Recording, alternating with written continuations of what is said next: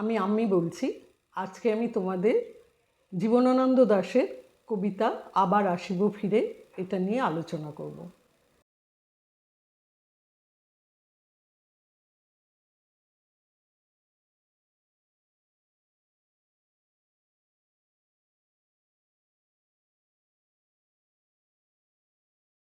প্রথমে আমি কবিতাটা পড়ে নিই, তারপরে তার বিষয়বস্তু নিয়ে আলোচনা করব। আবার আসিব ফিরে, কবি জীবনানন্দ দাশ। আবার আসিব ফিরে ধানসিঁড়িটির তীরে, এই বাংলায় হয়তো মানুষ নয়, হয়তো বা শঙ্খচিল শালিখের বেশে, হয়তো ভোরের কাক হয়ে এই কার্তিকের নবান্নের দেশে, কুয়াশার বুকে ভেসে একদিন আসিব এই কাঁঠাল ছায়ায়, হয়তো বা হাঁস হব, কিশোরীর ঘুঙুর রহিবে লাল পায়, সারা দিন কেটে যাবে কলমির গন্ধ ভরা জলে ভেসে ভেসে।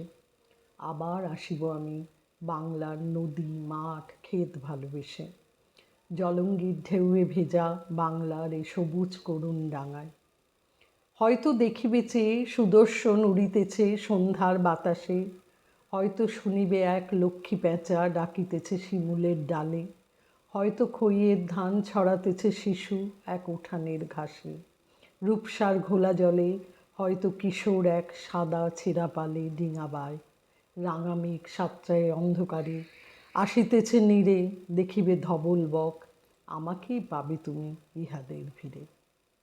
এটা হলো কবিতাটা। এবার আমরা আসছি এটার আলোচনায়। আবার আসিব ফিরে কবিতাটা কবি জীবনানন্দ দাশের রূপসী বাংলা কাব্যগ্রন্থ থেকে নেওয়া হয়েছে। কবি জন্মান্তরবাদে বিশ্বাসী ছিলেন, তাই তিনি বাংলার মাটি প্রকৃতি মানুষকে ভালোবেসে আবার এই বাংলার বুকেই জন্ম নিতে চান। তার এই আশা যে তিনি আবার এই বাংলায় যদি মানুষ রূপে নাও ফিরে আসেন, তবে শঙ্খচিল অথবা শালিখের বেশে কাক হাঁস ইত্যাদি যে কোনো রূপে তিনি ফিরে আসবেন। আচ্ছা, এবার আমি কবিতার প্রথম স্তবকটা পড়ি। আবার আসিব ফিরে ধানসিঁড়িটির তীরে এই বাংলায়, হয়তো মানুষ নয়, হয়তো বা শঙ্খচিল শালিখের বেশে, হয়তো ভোরের কাক হয়ে এই কার্তিকের নবান্নের দেশে, কুয়াশার বুকে ভেসে একদিন আসিব এই কাঁঠাল ছায়ায়, হয়তো বা হাঁস হব, কিশোরীর ঘুঙুর রহিবে লাল পায়, সারা দিন কেটে যাবে কলমির গন্ধে ভরা জলে ভেসে ভেসে, আবার আসিব আমি বাংলার নদী মাঠ ক্ষেত ভালোবেসে, জলঙ্গির ঢেউয়ে ভেজা বাংলার এই সবুজ করুণ ডাঙায়। তো কবি চাইছেন তিনি মানুষ রূপে নাও ফিরে এলেও তিনি কিন্তু বাংলার মাটিতে ফিরে আসবেনই, হয়তো শঙ্খচিলের বেশে, নয়তো শালিক হয়ে, নয়তো হাঁস হয়ে, নয়তো কাক হয়ে, যে কোনো রূপেই তিনি ফিরে আসবেন।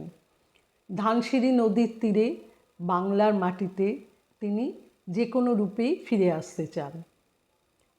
ভোরের কাক হয়ে কুয়াশায় ভেসে ভেসে আসতে চান কাঁঠাল গাছের ছায়ায়, হয়তো হাঁস হয়ে আসতে পারেন তিনি, পায়ে তার থাকবে ঘুঙুর, আর সারা দিন কলমি শাকের গন্ধ ভরা জলে ভেসে বেড়াবেন।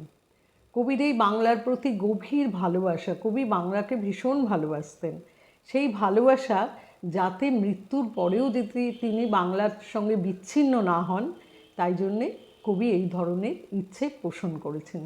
তিনি তাই এই কার্তিক মাসে নবান্নের দেশে আবার ফিরে আসার স্বপ্ন দেখেন। বাংলার নদী মাঠ ক্ষেতকে ভালোবেসে কবি ফিরে আসতে চান জলঙ্গির ঢেউয়ে ভেজা বাংলার সবুজ করুণ তীরে। বাংলার রূপ কবিকে মুগ্ধ করে, তাই প্রকৃতিপ্রেমিক কবি বাংলার সব কিছুকেই নিজের অন্তর দিয়ে ভালোবাসেন, তাই তিনি বাংলা ছেড়ে থাকার কথা ভাবতেও পারেন না। তার সবসময় মনে হয় যে আমি যেখানেই থাকি না কেন, আমি যদি মরেও যাই তবু আমি বাংলা থেকে কিছুতেই বিচ্ছিন্ন হব না। সেই জন্য তিনি যেহেতু জন্মান্তরবাদে বিশ্বাসী, তাই তিনি মনে করেন তিনি পরের জন্মে যে কোনো বেশেই তিনি বাংলায় আবার ফিরে আসবেন। আচ্ছা, এটার মধ্যে এই স্তবকে কী পেলাম? ধানসিঁড়ির অর্থ হচ্ছে একটা পূর্ব বাংলার একটি নদী, শঙ্খচিল মানে হলো সাদা রঙের চিল, শালিক হলো একটা পরিচিত পাখি, বেশে মানে হচ্ছে পোশাকে, নবান্ন হলো নতুন ধান উঠলে এই উৎসব পালন করা হয়, কার্তিক মাসে এই উৎসবটা হয়। কাঁঠাল ছায়ার অর্থ হচ্ছে কাঁঠাল গাছের ছায়া, কিশোরী মানে হচ্ছে অল্প বয়সী মেয়ে, ঘুঙুর হচ্ছে পায়ের মল, কলমি হচ্ছে একরকম শাক, জলঙ্গি হচ্ছে একটি নদীর নাম। তারপরের স্তবকটা কি?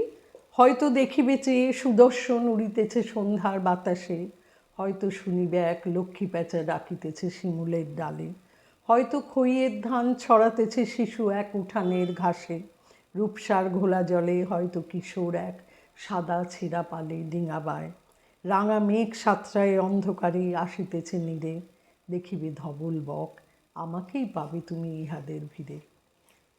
কবি জানেন না যে তিনি কি বেশে ফিরে আসবেন। তার বিশ্বাস তিনি মানুষ হয়ে না জন্মালেও তিনি হয়তো কোনো পাখির বেশে সন্ধ্যার বাতাসে উড়ে আসবেন, হয়তোবা কোনো লক্ষ্মী প্যাঁচার রূপ ধরে শিমুলের ডালে বসে, শিমুল গাছের ডালে বসে ডাকাডাকি করবেন, নয়তো হয়তো ছোট্ট একটা শিশুর রূপ ধরে উঠানের ঘাসে খইয়ের ধান ছড়াবেন, অথবা কোনো এক কিশোর হয়ে রূপসার জলে ঘোলা জলে ছেঁড়া সাদা পাল মেলে ডিঙা বাইবেন। সন্ধ্যের অন্ধকারে হয়তো এক সাদা বক হয়ে সন্ধ্যের অন্ধকারে রক্তিম মেঘ সাঁতরিয়ে তার ঘরে ফিরে যাবেন। কবি এদের সবার মধ্যে নিজেকে দেখতে পাচ্ছেন বা প্রত্যক্ষ করছেন। তার দৃঢ় বিশ্বাস এই সব কিছুর মধ্যেই তার অস্তিত্ব আছে। তিনি বাংলার বুকে এভাবেই ফিরে আসবেন। কবি জীবনানন্দ তিনি মনে করেন যে বাংলার রূপের মধ্যেই পৃথিবীর সব রূপ লুকিয়ে আছে। তাই জন্যে তিনি কখনোই বাংলাকে ছেড়ে থাকতে পারেন না এবং থাকতে চান না।